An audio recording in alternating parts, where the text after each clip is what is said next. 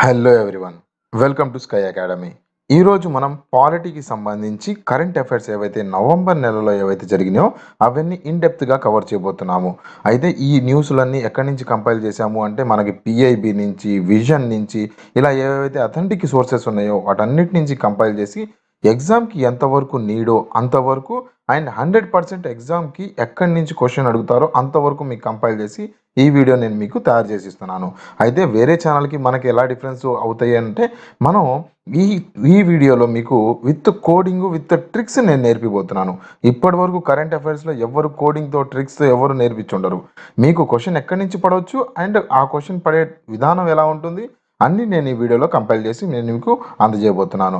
Moreover దీనికి సంబంధించి PDF కావాలి అనుకుంటే మీరు మన ఛానల్లో టెలిగ్రామ్ ఛానల్లో ఆల్రెడీ నేను లింక్ ఇచ్చాను కింద డిస్క్రిప్షన్లో. అందులో మీరు జాయిన్ అయ్యారు అంటే అందులో మీకు క్లియర్గా ఈ వీడియోకి సంబంధించి పీడిఎఫ్ మొత్తం మీకు అందులో అవైలబుల్గా ఉంటుంది, రైట్. అండ్ పాలిటీకి సంబంధించి ఎవరైనా పెయిడ్ కోర్స్ కావాలి అనుకుంటే పాలిటీ అనే కాదు, మీరు ఏ ఎగ్జామ్కి ప్రిపేర్ అవుతున్నా, ఏపీపీఎస్సీ, టీజీపీఎస్సీ, ఏ ఎగ్జామ్కి మీరు ప్రిపేర్ అవుతున్నా పెయిడ్ పీడిఎఫ్ కోర్సు మనకి ఆల్రెడీ వీడియో కోర్సు మొత్తం ఆర్టికల్స్ దగ్గర నుంచి మొత్తం A to Z అమెండ్మెంట్ వరకు మీరు ఎలా గుర్తుపెట్టుకోవాలి అన్ని ట్రిక్స్తో నేను మీకు ప్రొవైడ్ చేస్తున్నాను. మన ఛానల్ డిస్క్రిప్షన్లో యాప్ లింక్ ఉంది, ఎవరైనా కావాలి అనుకుంటే డౌన్లోడ్ చేసి చూసుకోవచ్చు. ఓకే, సో ఈరోజు మనం పాలిటీకి సంబంధించి ఏమేమి చూడబోతున్నాం సార్ అంటే, పాలిటీకి సంబంధించి ఏమేమి ఉంటాయంటే నవంబర్ నెలకు గాను మనకి ఈ 15 ఇంపార్టెంట్ టాపిక్స్ ఎగ్జామ్ నుంచి వచ్చే ఆస్కారం ఉంది. ఫస్ట్ చూసుకుంటే మనకి లేడీ జస్టిస్కి సంబంధించి ఒక స్టాచ్యూ ఒకటి రివీల్ చేశారు, అదొకటి. దాని తర్వాత ప్రియాంబుల్లో మనం వర్డ్స్ ఉన్నాయి, సోషలిస్ట్, సెక్యులర్, దీనికి సంబంధించి అవి తీసేయాలి అని చెప్పి ఒక వివాదం ఒకటి, ఒక కేసు ఒకటి స్టార్ట్ అయింది, దానికి సంబంధించి చూస్తాం నవంబర్ నెలకు గాను. దాని తర్వాత property rights in India, USA సంబంధించి ప్రెసిడెన్షియల్ ఎలక్షన్స్ జరిగినాయి. దాని తర్వాత మున్సిపల్ కార్పొరేషన్ ఆఫ్ ఇండియాకి సంబంధించి ఒక రిపోర్ట్ ఒకటి రిలీజ్ అయింది, దాని గురించి చూసుకుంటాము. దాని తర్వాత నాన్ గవర్నమెంటల్ ఆర్గనైజేషన్స్ ఏవైతే ఉన్నాయో, ఎన్జిఓస్ ఎవరైతే ఉన్నారో దానికి సంబంధించి ఒక న్యూస్ ఒకటి ఉంది ఇంపార్టెంట్, అదొకటి చూసుకుంటాము. ఏవేవైతే ఇంపార్టెంట్, ఏవేవైతే మీకు కావాల్సిన ఎగ్జామ్కి అనవసరం స్క్రాప్ మొత్తం చదువుకుంటూ వెళ్ళారనుకోండి టైం వేస్ట్ అయిపోతుంది. ఎంతవరకు మీరు చూడాలి అనే అంతవరకు నేను మీకు చెప్పబోతున్నాను. అండ్ చెప్పాను కదా, విత్ కోడింగ్ మీకు ఎంతవరకు నేర్చుకోవాలి అంతవరకు విత్ ట్రిక్స్తో, ఇమేజెస్తో నేను మీకు నేర్పిపోతున్నాను, రైట్. సో ఈ వీడియో సిరీస్ మీకు నచ్చింది అంటే ఒక్కసారి లైక్ చేసి స్టార్ట్ చేశారు అంటే ఇలాంటి వాటికి నాకు బూస్టింగ్ బాగా ఎక్కువ ఉంటుంది. ఇలాంటి వీడియోస్ మీకు ఇంకా కావాలి అనే దాని మీద నేను ప్రతి నెలకు సంబంధించి పాలిటీ కానీ ఎకానమీ కానీ అన్ని కరెంట్ అఫైర్స్ నేను మీకు అవైలబుల్ చేస్తూ వెళ్తాను. అండ్ ఒక్కసారి లైక్ వేసి కామెంట్ చేస్తూ సబ్స్క్రైబ్ చేస్తూ స్టార్ట్ చేద్దాము. సో ఇవాళ వీడియోలో చూసుకుంటే ఆల్రెడీ 15 ఇంపార్టెంట్ కరెంట్ అఫైర్స్లో భాగంగా ఫస్ట్ టాపిక్ వచ్చేసి మనం చూసుకోబోతున్నాము. మన ఫస్ట్ ఇంపార్టెంట్ న్యూస్ చూసుకుంటే మనకి సోషలిస్ట్, సెక్యులర్ అనే పదాలు ఏవైతే మన కాన్స్టిట్యూషన్లో ఉన్నాయో, మనందరికీ తెలిసిందే ఇది 42nd రాజ్యాంగ సవరణ ఏదైతే జరిగిందో, 42nd అమెండ్మెంట్ ఏదైతే జరిగిందో, అప్పుడు మేడం ఇందిరాగాంధీ గారు ఉన్నారు. అప్పుడు ఎమర్జెన్సీ 42nd అమెండ్మెంట్ మనందరికీ తెలిసిందే, చాలా ఇంపార్టెంట్ అమెండ్మెంట్. దీన్ని మనం మినీ కాన్స్టిట్యూషన్గా కూడా పరిభావిస్తూ ఉంటాము. అయితే ఈ రాజ్యాంగ సవరణలో మనకి సోషలిస్ట్ అండ్ సెక్యులర్ అనే 2 పదాలు జాయిన్ చేశారు. దీనికి సంబంధించి మనకి బలరామ్ సింగ్ అని చెప్పి ఒకతను ఏం చేశారయ్యా అంటే కేసు ఒకటి ఫైల్ చేశారు, సుప్రీంకోర్టుకి ఫైల్ చేశారు. ఏమని వేశారు పిటిషన్ ఏంటయ్యా అంటే, మనకి ఈ సోషలిస్ట్, సెక్యులర్ ఏవైతే పదాలు చేర్చారో అవి రాజ్యాంగానికి విరుద్ధంగా చేర్చారు, అవి తీసేయాలి ఆ పదాలు మన ప్రియాంబుల్లో అని చెప్పి ఆయన కేసు వేశారు. అయితే ఏమంటారయ్యా అంటే ఆయన, these 2 words were added in 42nd amendment during emergency and they should be removed now అని చెప్పి అతను తీసేయాలి అని చెప్పి అంటూ ఉన్నారు. అయితే దీనికి సంబంధించి ఆయన ఇంకో మాట కూడా ఏమంటాడంటే, petition also held that since the date of adoption 26th November 1947 by the constitution assembly was mentioned in the preamble and no additional words could be inserted later it on అని అంటాడు.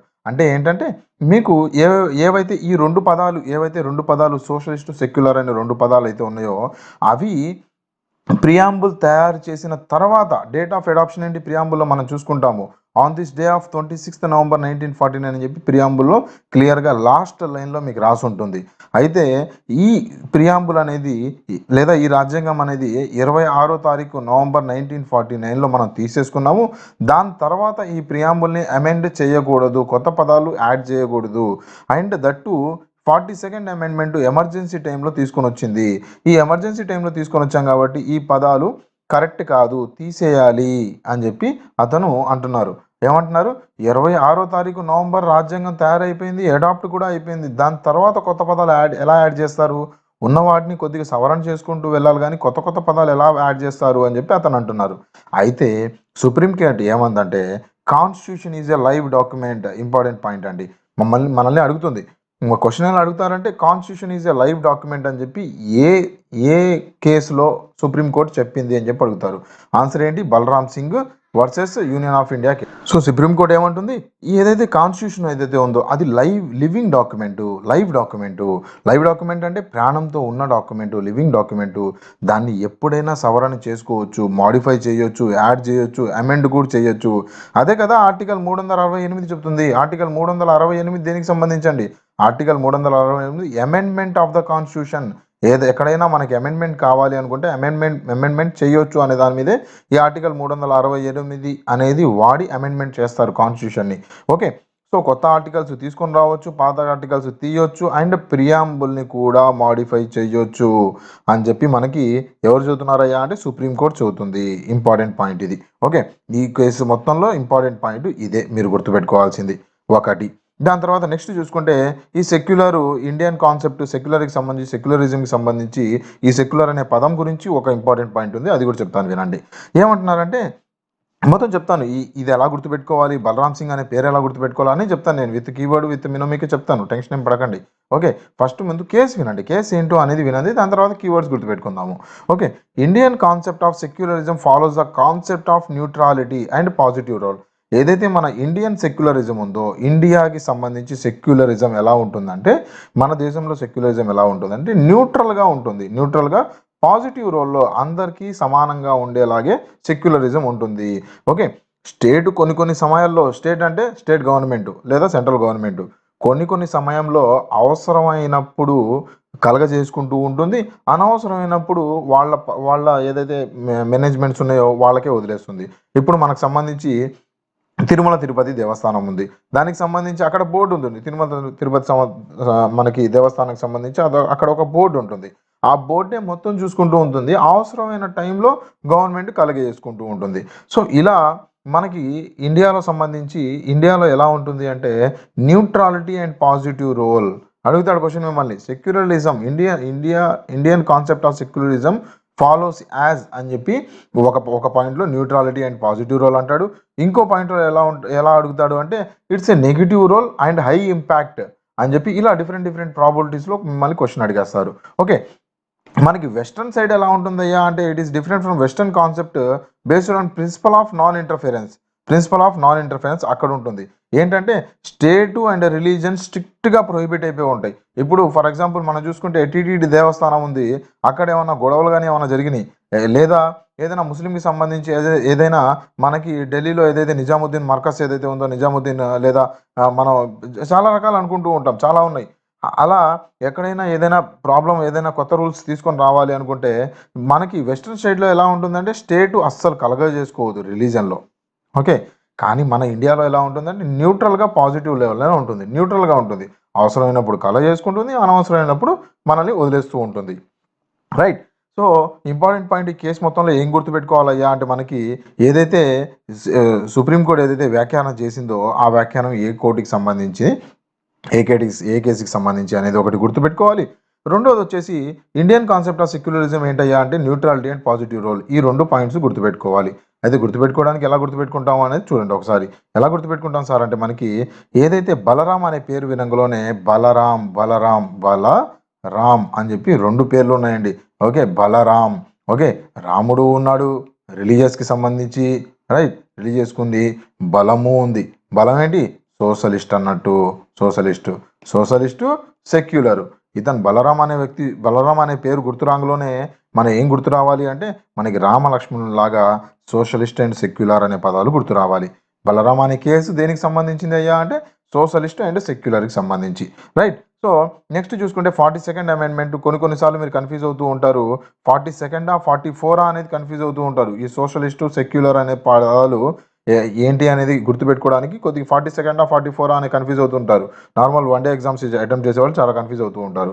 సో దాన్ని గుర్తుపెట్టుకోవడానికి ఏంటంటే second అనే పదంలోనే రెండు words ఉన్నాయండి. రెండు words, ఒకటి secular, దాని తర్వాత ఇంకోటి సోషలిస్ట్, రైట్. సో ఇలా గుర్తుపెట్టుకోవచ్చు. ఓవరాల్గా ఎన్ని పదాలు ప్రియాంబుల్లో ఇన్సర్ట్ చేశారు అంటే సోషలిస్టు,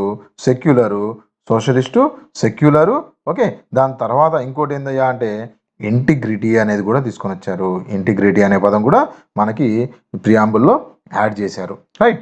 ఎలా గుర్తుపెట్టుకుంటాం అంటే సోషల్ టీచర్ ఉన్నారా మీకు? సోషల్ టీచర్ ఉన్నారా కాలేజ్లో, స్కూళ్ళల్లో? సోషల్ టీచర్ ఉన్నారు. Socialist, secular, integrity, okay. ఎలా ఉన్నాయి? అంత అద్భుతంగా మీకు గుర్తుండేలాగా ఏమేం కావాలో అవే నేను చెప్తాను. అనవసరమైన స్క్రాప్ అదంతా మనకొద్దు. ఎగ్జామ్ రిలేటెడ్ మీకు ఏవి ఇంపార్టెంటో అవే కావాలి మనకి.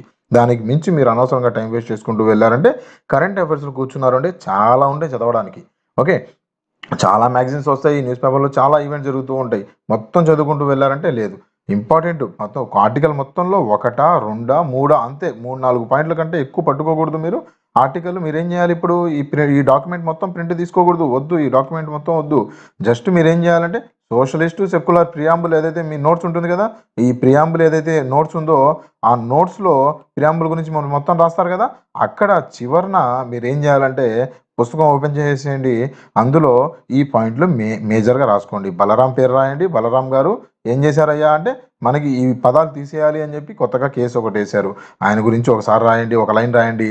రెండో లైన్ ఏం రాయాలి అంటే మన సెక్యులరిజం ఎలాంటిది అనేది రెండో విధం. రెండోది ఎలాంటిది? న్యూట్రాలిటీ అండ్ పాజిటివ్లలో మన సెక్యులరిజం ఉంటుంది అనేది రెండో పదం రాసుకోవాలి. అండ్ కీవర్డ్స్ కూడా మీరు పక్కనే రాసుకోగలిగితే రాసుకోండి, రైట్. సో నెక్స్ట్ చూసుకుంటే మనకి ఇలానే మన కోర్సెస్ అన్నీ ఇలానే ఉంటాయి. మీకు ఎలా ఇంపార్టెంటో అవే చెప్పడానికి నేను ప్రయత్నిస్తూ ఉంటాను. మన ఏపీపీఎస్సీ కోర్సులు కానీ, దాని తర్వాత మీకు ఎన్టీపీసీ కోర్సులు, ఆర్ఆర్బీకి సంబంధించి కోర్సులు కానీ, ఏ కోర్సులు ఉన్నా సరే మీకు ఇలా అర్థమయ్యే భాషలో ఎంతవరకు కావాలో అంతవరకే నేను ఎక్స్ప్లెయిన్ చేస్తూ ఉంటాను. సో మన యాప్ లింక్ డిస్క్రిప్షన్లో నేను ప్లేస్ చేశాను. మీ యాప్ డౌన్లోడ్ చేసుకోండి. అండ్ మీకు కావాలనుకుంటే చాలా లో ప్రైజెస్లో మీకు ఎఫర్డబుల్లోనే లో ప్రైజెస్లో విత్ కూపన్స్ ఆల్రెడీ అక్కడ కోర్సెస్ అవైలబుల్ ఉన్నాయి. ఎవరైనా కావాలి అనుకుంటే డౌన్లోడ్ చేసుకుని ఇప్పుడే చూసుకోవచ్చు. అండ్ ఈ వీడియోకి సంబంధించి చెప్పాను కదా, పీడిఎఫ్ ఎక్కడ ఉంది? టెలిగ్రామ్ ఛానల్లో ఉంది. లింక్ ఎక్కడ ఉంది? మన డిస్క్రిప్షన్లో ఉంది, జాయిన్ అయిపోండి. నెక్స్ట్ చూసుకుంటే మనకి ఒక చిన్న న్యూస్ ఒకటి ఉంది. ఏంటయ్యా ఈ న్యూస్ అంటే మనకి ఏదైతే మనం అంటూ ఉంటాము, మనకు సంబంధించి న్యాయదేవత అంటాము. లేడీ జస్టిస్ న్యాయదేవత, ఓకే. ఈ లేడీ జస్టిస్కి సంబంధించి స్టాచ్యూ ఒకప్పుడు ఎలా ఉండేదంటే చేతిలో మంచి ఒక ఖడ్గం పట్టుకొని, ఒక స్వర్డ్ పట్టుకొని ఆ రకంగా ఉండేది న్యాయదేవత బొమ్మ. అయితే ఇప్పుడు ఎలా ఉన్నారయ్యా అంటే ఆ కత్తిని తీసేసి ఏం చేశారయ్యా అంటే చేతిలో పుస్తకం ఒకటి ఇచ్చారు. సో ఇక్కడ చూసుకుంటే మీకు ఒకప్పుడు న్యాయదేవత చేతిలో ఏముండేదయ్యా అంటే మనకి స్వాడ్ ఉండేది, ఒక కత్తి ఉండేది. కానీ ఇప్పుడు ఏం మారిపోయిందయ్యా అంటే మనకి ఒక పుస్తకం చేతిలో ఇచ్చేశారు. అండ్ ఒక ఫోల్డెడ్ శారీ ఒకటి వేశారు. సో దానికి సంబంధించి ఒకసారి మన గెస్చర్ చూసుకున్నాము అనుకుంటే ఎలా ఉన్నారయ్యా ఈ న్యాయదేవతకి అని చూసుకుంటే మనకి supreme court of India has introduced a new statue of lady justice in it's judges లైబ్రరీలో ఒక కొత్త బొమ్మని న్యాయదేవతని పెట్టారు. అయితే ఈ న్యాయదేవతని స్టాచ్యూని ఎవరు డిజైన్ చేశారయ్యా అంటే మనకి వినోద్ గోస్వామి గారు, ఓకే. ఇంపార్టెంట్ అండి, ఇదే అడిగే ప్రశ్న మిమ్మల్ని. 99% మీకు కొత్త న్యాయదేవత ఎవరు తయారు చేశారు అనే దాని మీద అడగడానికి ఎక్కువ ఆస్కారం ఉంటుంది, రైట్. సో ఈ స్టాచ్యూ ఎలా ఉందయ్యా అంటే మనకి sari clad women without blindfold న్యాయదేవతకి ఒకప్పుడు చూసుకుంటే మనకి న్యాయదేవత చూసుకుంటే ఒకప్పుడు మీకు బ్లైండ్ ఫోల్డ్ ఉండేది, కళ్ళకి బ్లైండ్ ఫోల్డ్ ఉండేది. ఇప్పుడు ఏం చేశారయ్యా అంటే కళ్ళకి బ్లైండ్ ఫోల్డ్ తీసేశారు. అండ్ ఈ బ్లైండ్ ఫోల్డ్ గురించి చూసుకుంటే మనకి ఇదొక నెగిటివ్ ఒక క్రిటిక్ రిలేటెడ్ అండి. ఒకప్పుడు ఏమైందంటే ఈ ఏదైతే న్యాయదేవతకి కళ్ళు ఉండవు, బాగా మనకి అందరూ ఒకటే అనే లెవెల్లో ఒక రకంగా మనకి పాజిటివ్నెస్ ఉన్నా అసలు ఇది ఎక్కడి నుంచి మొదలైంది అంటే ఒకప్పుడు ఏమయ్యేదంటే ఈ న్యాయదేవత దగ్గర మనకి న్యాయం కనిపించదు, న్యాయం రావట్లేదు, తొందరగా రావట్లేదు అనే దాని మీద క్రిటిక్స్ ఈ గంతలు కట్టి న్యాయదేవత బొమ్మలు ఉంచుకునేవాళ్ళు బ్రిటిష్ ఎరా. దాని తర్వాత మెల్లిమెల్లిగా అదే మనకు ఒక ఆనవాయితీగా లేదంటే ఒక ఐడల్ లాగా స్టార్ట్ అయిపోయింది. అదే మనం కంటిన్యూ చేసుకుంటూ వచ్చాము. ఇప్పుడైతే తీసేశారు. And law is not blind అనే దాని మీద, అప్పట్లో లా ఈజ్ బ్లైండ్ అనే దాని మీద అదొక క్రిటిక్ నెగిటివ్ ఇంపాక్ట్ లాగా జరిగేది. ఇప్పుడు ఏం చేశారంటే లా ఈజ్ నాట్ బ్లైండ్ అనే దాని మీద మనకి ఇప్పుడు ఈ బొమ్మను తయారు చేశారు, ఓకే. అయితే according to it Cs everyone equally అని చెప్పి అకార్డింగ్ టు చీఫ్ జస్టిస్ మనకి చంద్రచూడ్ గారు చెప్పారు ఇది. అయితే చంద్రచూడ్ గారు ఇప్పుడు లేరు చీఫ్ జస్టిస్గా, ఆ న్యూస్ కూడా మనకు నెక్స్ట్లో వచ్చేస్తుంది. Okay, this new representation aims to convey the importance of impartiality and equal justice, the statue reflecting ongoing legal reforms of decolonising India legal framework. మనకి డిఫరెంట్ ఆల్రెడీ సిపిఆర్సి, పిఆర్సి ఇవన్నీ మార్చేశారు కదా, CPC ఇవన్నీ మార్చేసినట్టే ఈ బొమ్మను కూడా మనకి చేంజెస్లో తీసుకొని వచ్చారు. ఎలా గుర్తుపెట్టుకుంటాము అంటే, న్యాయదేవత ముందు లేదా కోర్టులో వినోదం ఎక్కువ ఉండకూడదు. బాగా వినోదం ఎక్కువ ఉందనుకోండి ఏమవుతుంది, వినోదం ఎక్కువ చేశారనుకోండి కోర్టుకి పోవాల్సి వస్తుంది. Be safe and live safe.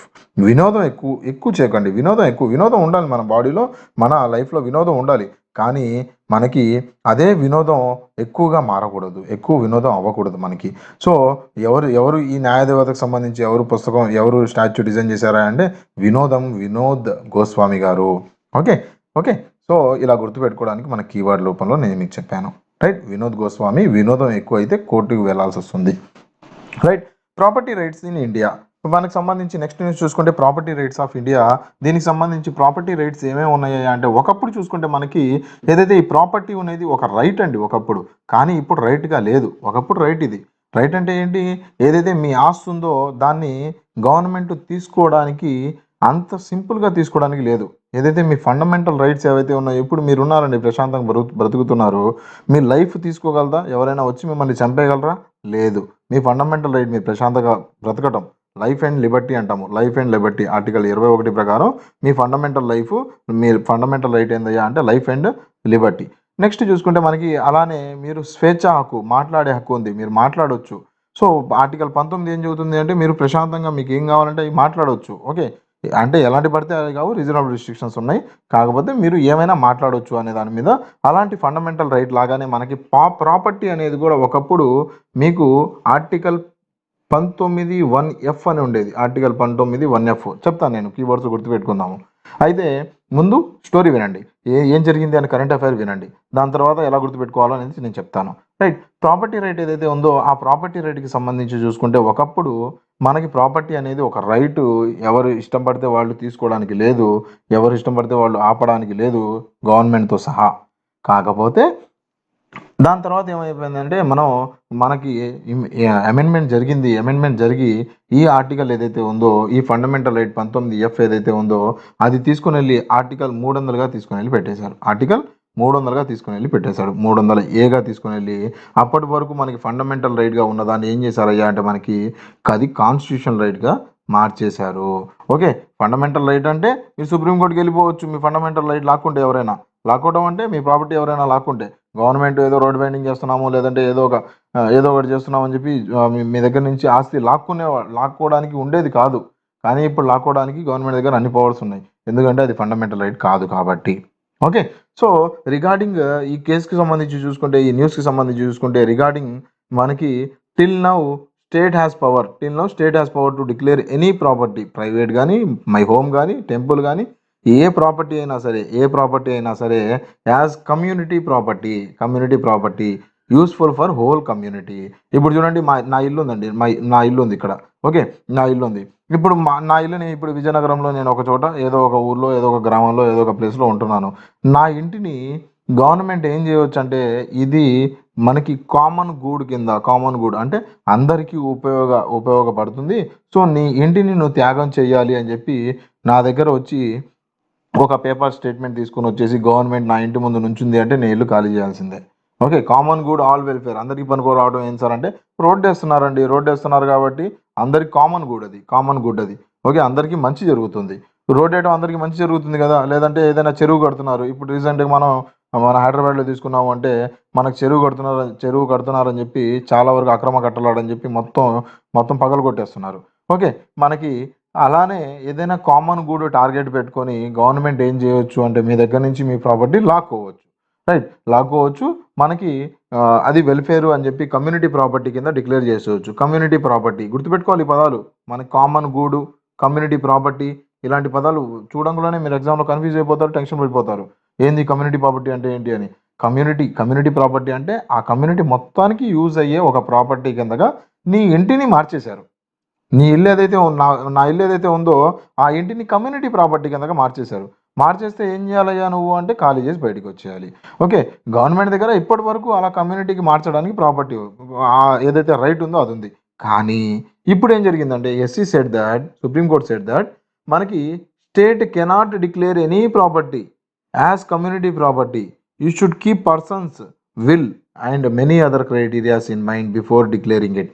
ఇప్పుడు నీ ఇష్టం వచ్చినట్టు, ఇప్పుడు ఫర్ ఎగ్జాంపుల్ ఇక్కడ బాబు గారు కానీ రేవంత్ రెడ్డి గారు కానీ వచ్చేసి ఇది కమ్యూనిటీ ప్రాపర్టీ బాబు నువ్వు ఖాళీ చేసేయాలి అని చెప్పి చెప్పకూడదు. అదే చెబుతుంది సుప్రీంకోర్టు. మీ ఇష్టం వచ్చినట్టు రేపు పొద్దున వచ్చేసి మీరు పేపర్ ఒకటి అంటించేస్తాను ఇంటి ముందు అంటే కుదరదు. ఈ ప్రాపర్టీ ఖాళీ చేసి ఇది కమ్యూనిటీ ప్రాపర్టీ కింద మేము డిక్లేర్ చేసామంటే కుదరదు.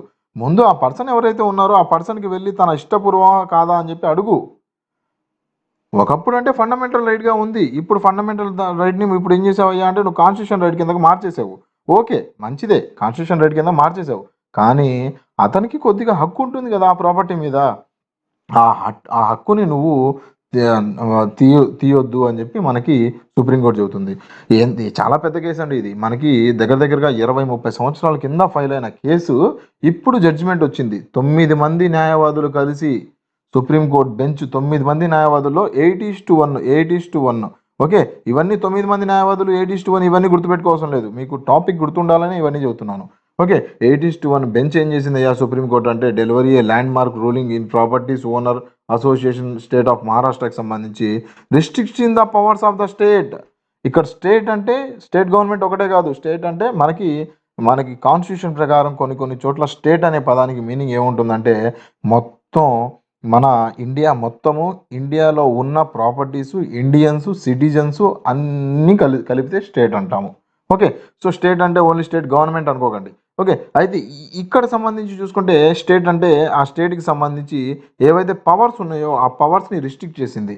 టు ఎక్వైర్ ప్రైవేట్ ప్రాపర్టీ, నా ప్రాపర్టీ, నేను ప్రైవేట్ పర్సన్ని, నా ప్రాపర్టీ నువ్వు ఎక్వైర్ చేయాలి అంటే కొంతగా రిస్ట్రిక్షన్స్ మనకి సుప్రీంకోర్టు ఆ టైంలో మనకి హెల్డ్ చేసింది owner association versus state of Maharashtra కేసులో. ఓకే, ద రీసెంట్ జడ్జిమెంట్ ఏం చేసిందయ్యా అంటే మనకి has overruled the earlier rulings of state of Karnataka and versus Ranganatha Reddy case and Sanjeev Coke Manufacturing Company versus Bharat Cooking Coal Limited and అదర్స్కి సంబంధించి both case have declared private properties should be considered as community resources. ఈ కేసులన్నీ దానికి సంబంధించింది. Private కేసుకి సంబంధించి ఒకప్పుడు ఒక రూలింగ్ ఇచ్చింది, ఇప్పుడు ఆ రూలింగ్ మార్చేసి ఇప్పుడు కొత్త రూలింగ్ ఇచ్చేసింది. ఓకే, సో ఓవరాల్గా ఇది. సో ఇందులో గుర్తుపెట్టుకోవాల్సిన ఏందయ్యా అంటే మనకి ఇంకొక పదం కూడా ఈ కేసులో వచ్చేసింది. ఈ పదం గురించి కూడా మిమ్మల్ని క్వశ్చన్ అడిగే ఆస్కారం ఉంది. ఏంటంటే డాక్టరీన్ ఆఫ్ ఎమినెంట్ డొమైన్ అని చెప్పి ఒక డాక్టరీన్ ఉంది. మన దగ్గర డాక్టరీన్ ఆఫ్ ప్రిన్సిపల్ అని, డాక్టర్ ఆఫ్ ఈక్వాలిటీ అని చాలా రకమైన డాక్టరీన్స్ ఉన్నాయండి మన కాన్స్టిట్యూషన్లో.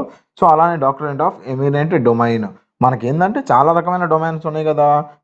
మన క్వశ్చన్ ఎగ్జామ్లో what is doctrine of eminent domain అని చెప్పి ఇచ్చేసి దేనికి రిలేటెడ్ ఇది అని చెప్పి ఇచ్చేస్తాడు. ప్రాపర్టీకి సంబంధించిందా, లేదంటే ఫండమెంటల్ రైట్స్కి సంబంధించిందా, లేదంటే ఏదైనా సుప్రీంకోర్టు జడ్జిమెంట్కి సంబంధించిందా, లేదంటే ఎమ్మెల్యే ఎంపీ ఎలక్షన్లకు సంబంధించిందా అని చెప్పి అడిగేస్తాడు. ఓకే, సో మీరు ఎమినెంట్ డొమైన్ అనగానే మీకు అది ప్రాపర్టీకి సంబంధించింది అనేది గుర్తు రావాలి. ఓకే, ఇట్ ప్రొవైడ్స్ ఏంటయ్యా ఇది ఎమినెంట్ డొమైన్ అనేది ఏంటయ్యా అంటే it provides the government can acquire private property for public use. Government దగ్గర ఏదైతే పవర్ ఇందాక అనుకున్నాం కదా మనం, ఏదైతే పవర్ అనుకున్నామో ఆ పవర్కి సంబంధించి ఏదైతే పవర్ గవర్నమెంట్కి ఇచ్చిందో, ఏం పవర్ ఇచ్చిందయ్యా అంటే డాక్టరీన్ ఆఫ్ ఎమినెంట్ డొమైన్ అనే ఆ పవరే మన దగ్గర నుంచి ఆస్తి లాక్కునే, మన రోడ్డు వైండింగ్ అని చెప్పి మన ఇల్లు కొట్టేయటం కానీ, లేదంటే ఏదైనా చెరువు తవ్వుతున్నారని చెప్పి ఇల్లు తీసేయటం కానీ, ఇలాంటి ఏవి జరిగినా సరే ఈ eminent domain doctrine of eminent డొమైన్ని కోడ్ చేసుకుంటూ మనకి అవి మీరు ఖాళీ చేయాలి అని చెప్పి మనకు నోటీస్ ఇస్తూ ఉంటారు. ఓకే, సో ఓవరాల్గా నేను చెప్పదగింది ఏంటంటే డాక్టరీన్ ఆఫ్ ఎమినెంట్ డొమైన్ అనేది మనకి అలా గుర్తుపెట్టుకోవాలి. And elements of doctrine of eminent domain ఏంటయ్యా అంటే మనకి పబ్లిక్ యూజ్కి సంబంధించి, దాని తర్వాత జస్ట్ కాంపెన్సేషను. నువ్వు ఎమినెంట్ డొమైన్లో ఏదైనా ప్రాపర్టీ లాక్కుంటున్నావు, స్టేట్ గవర్నమెంట్ ఏం చేస్తుంది, వచ్చేసి మా ఇంటికి వచ్చేసి ఇదిగో బాబు డాక్టరీన్ ఆఫ్ ఎమినెంట్ డొమైన్ క్రింద నీ ఇల్లు, నీ ప్రాపర్టీని నేను లాక్కుంటున్నాను అని చెప్పి లాక్కునే ముందు ఏం చెయ్యాలయ్యా అంటే అది పబ్లిక్ యూజా కాదా అనేది స్టేట్ గవర్నమెంట్ ఒకసారి చూసుకోవాలి. దాని తర్వాత జస్ట్ కాంపన్సేషన్, అతనికి సంబంధించి ఫెయిర్ కాంపన్సేషన్ ఇవ్వాలి. ఓకే, ఫెయిర్ కాంపన్సేషన్ ఇవ్వాలి.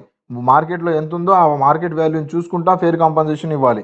నువ్వు రోడ్డు బైండింగ్ కింద నీ ఇల్లు కొట్టేస్తున్నామో ఇదిగో 100 రూపాయలు జేబులో పెట్టుకో అంటే కుదరదు. ఓకే, ఆ టైంలో 1,00,000 ఉందా 2,00,000 ఉందా దాని ల్యాండ్ వాల్యూ, దానికి సంబంధించి గవర్నమెంట్ ఇవ్వాలి. దాని తర్వాత డ్యూ ప్రాసెస్ అంటే మనకి రెండు రకాలు ఉన్నాయండి. డ్యూ ప్రాసెస్ ఆఫ్ లా అని చెప్పి ఒకటి ఉంది, దాని తర్వాత ప్రొసీజర్ ఎస్టాబ్లిష్ బై లా అని చెప్పి ఇంకోటి ఉంది.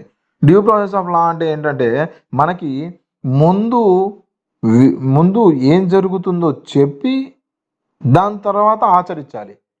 ఓకే, ఇదంతా నేను ఆల్రెడీ పాలిటీలో నేను మీకు డిస్కస్ చేశాను, సో ఎక్కువ మాట్లాడదలుచుకోవట్లేదు. డ్యూ ప్రాసెస్ ఆఫ్ లా అంటే ఏంటంటే ముందు రిక్వైర్స్ ద డ్యూ ప్రాసెస్ అంటే ప్రాపర్టీ ఓనర్స్ ఎవరైతే ఉన్నారో అతన్ని నోటిఫై చేయాలి, ముందు ఏం జరుగుతుందో చెప్పాలి, అతనికి చెప్పాలి, అడ్వాన్స్గా చెప్పి. అంతే కదా, ఇవాళ నైట్ నువ్వు పెట్టేసి రేపు పొద్దునే ఖాళీ చేసి అని చెప్పి అంటే కుదరదు కదా పాపం అతనికి. సో అందుకని అడ్వాన్స్గా నోటిఫై చేయాలి. దాని తర్వాత నెగోసియేషన్స్ ఏమైనా ఉంటే కూర్చొని మాట్లాడుకోవాలి. బాబు ఇంత కాదులే ఇంత ఇవ్వు, ఇంత కాదులే ఇంత ఇవ్వు, నీకు ఇక్కడ కాదులే ఇక్కడ ల్యాండ్ ఇస్తాను, ఇక్కడ కాదులే ఇక్కడ వెళ్ళి ఉండు, నీకు మంచి ఇల్లు కూడా వేసిస్తాను, నువ్వు జనాల హితం కోసం నువ్వు ఖాళీ చేయని చెప్పి ఇదంతా చెప్పాలి గవర్నమెంట్. ఓకే, దాన్ని డ్యూ ప్రాసెస్ అంటాము. దాని తర్వాత ప్రొసీజర్ ఎస్టాబ్లిష్ బై లా అని చెప్పి ఇంకోటి ఉంటుంది. ఎవరైనా దాని గురించి తెలుసుంటే కామెంట్ సెక్షన్లో మెన్షన్ చేయండి. నేను ఆల్రెడీ కోర్స్లో మీకు డీటెయిల్గా ఎక్స్ప్లెయిన్ చేశాను. ఈ ఎమినెంట్ డొమైన్లు, డాక్టరైన్లు ఇవన్నీ నేను మీకు ఎలా గుర్తుపెట్టుకోవాలో మొత్తం ట్రిక్స్తో చెప్పేశాను. ఎవరైనా కావాలంటే పొలిటీ కోర్స్ ఒకసారి చూడండి. ఓకే, గవర్నమెంట్ అథారిటీకి సంబంధించి గవర్నమెంట్ అథారిటీ మనకి పబ్లిక్ యూజా కాదా అని చూసుకుని ఒక గవర్నమెంట్ అథారిటీ వెళ్ళాలి. ఎవరు పడితే వాళ్ళు వెళ్ళి అతను వాళ్ళ ఇంటి ముందు నుంచుంటారంటే కుదరదు. ఓకే, సో దాని తర్వాత ఇందులోనే ఇంకొక ఇంపార్టెంట్ పాయింట్ ఒకటి ఇచ్చారు మనకి, పబ్లిక్ ట్రస్ట్ డాక్టరైన్ అని చెప్పి ఇంకోటి ఉంది. ఇందాక ఎమినెంట్ డొమైన్ చూసాం కదా, ఈ పబ్లిక్ ట్రస్ట్ డాక్టరైన్ ఒకటి ఉంది. పబ్లిక్ ట్రస్ట్ డాక్టరైన్ ఏంటంటే మనకి ఏదైతే జీవన హక్కు ఉందో ఆర్టికల్ 21 ప్రకారం లైఫ్ అండ్ పర్సనల్ లిబర్టీ అని చెప్పి రెండు రైట్స్ ఉన్నాయండి మన దగ్గర. ఓకే, ఈ లైఫ్ అండ్ పర్సనల్ లిబర్టీకి సంబంధించి అతను జీవించే హక్కు ఉంది ప్రశాంతంగా, అతనికి జీవించే ఎక్కడ కావాలంటే అక్కడ ఇల్లు కట్టుకొని ప్రశాంతంగా న్యాచురల్ రిసోర్స్ని వాడుకుంటూ ప్రశాంతంగా బ్రతుకునే రైట్ అతని దగ్గర ఉంది. సో ఆ రైట్ని నువ్వు అణిచివేయొద్దు అని చెప్పి పబ్లిక్ ట్రస్ట్ డొమైన్, ఎవరైతే పబ్లిక్ ఉన్నారో వాళ్ళ నమ్మకాన్ని ఒమ్ము చేయకండి అన్నట్టు పబ్లిక్ ట్రస్ట్ డొమైన్ అంటూ ఉంది. ఓకే, సో అంత ఇంపార్టెంట్ కాదు. ఇప్పుడు మనకి ఈ కేసుకి సంబంధించి ఏం గుర్తుపెట్టుకోవాలి అంటే ఆర్టికల్ 19(1)(f) అనేది ఒకప్పుడు మనకి ప్రాపర్టీ రైట్గా ఉండేది, ఇప్పుడు మార్చేసి ఏం చేశారు, 300 ఏమన్నారు, 300 ఏగా మార్చారు దాన్ని. రైట్, 300 ఏగా మార్చేశారు. దాని గురించి ఇక్కడ కీవర్డ్ ఇచ్చానా, ఇక్కడ ఇవ్వలేదులేండి. 300 ఏగా ఇక్కడ చెప్పాను చూడండి, ఇదిగోండి 300 ఏగా మార్చారు దాన్ని. ఒకప్పుడు మనకు ఫండమెంటల్ రైట్ ఉండేది, ఇప్పుడు కాన్స్టిట్యూషన్ రైట్ కిందకి మార్చేశారు దాన్ని. ఓకే, సో మనకి అదొకటి గుర్తుపెట్టుకోవాలి. ఒకప్పుడు 19(1)(f) అని ఉంది, ఇప్పుడు 300 ఏగా మార్చారు. ఈ రెండు మేజర్గా గుర్తుపెట్టుకోవాలి మనం. ఓకే, నెక్స్ట్ ఇంకోటి ఏం గుర్తుపెట్టుకోవాలి అంటే డాక్టరైన్ ఆఫ్ ఎమినెంట్ డొమైన్ అనేది గుర్తుపెట్టుకోవాలి. ఇదేంది, ప్రాపర్టీకి సంబంధించి ఎమినెంట్ డొమైన్ అనేది గుర్తుపెట్టుకోవాలి. పబ్లిక్ ట్రస్ట్ డొమైన్ అంత ఇంపార్టెంట్ కాదు, ఆల్రెడీ తెలిసిందే, అక్కడ పేరులోనే మనకు కనిపించేస్తుంది. సో ఆర్టికల్ 19(1)(f) అనేది ఎలా గుర్తుపెట్టుకుంటాం సార్ అంటే, చూడండి, మీరు కోవిడ్-19 ఏదైతే జరిగిందో ఆ కోవిడ్-19 అండి, కోవిడ్-19లో మీరు ఏం చేశారయ్యా అంటే ప్రశాంతంగా బ్రతకడానికి ఉందా, ప్రాపర్టీలో ఏదైనా ప్రాపర్టీ కొనటం కానీ అమ్మటం కానీ ఇలాంటివి ఏమైనా చేశారా కోవిడ్-19లో? ఏం చేయలేదు, అవునా? సో ఈ కోవిడ్-19 అప్పుడు ప్రాపర్టీస్ నో మూవింగ్, ఏం చేయలేకపోయాం కోవిడ్-19లో, అవునా? స్వేచ్ఛ హక్కు లేదు, ప్రశాంతంగా తిరిగే హక్కు లేదు, నీ ప్రాపర్టీ నువ్వు కాపాడుకునే హక్కు లేదు.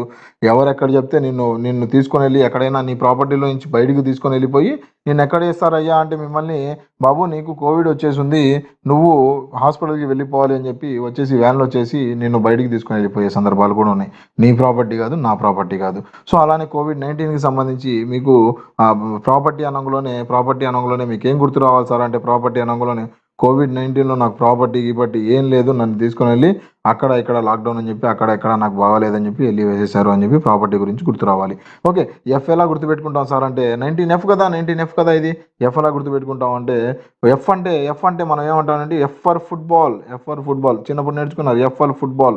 ఓకే, ఫుట్బాల్ అనంగులోనే పెద్ద గ్రౌండ్ గుర్తొస్తుందా, పెద్ద గ్రౌండ్, ల్యాండ్, ఫీల్డ్ గుర్తొస్తుందా, ల్యాండ్, ఫీల్డ్ ఇవన్నీ ఏంటయ్యా అంటే ప్రాపర్టీలు, అవునా, ప్రాపర్టీలు.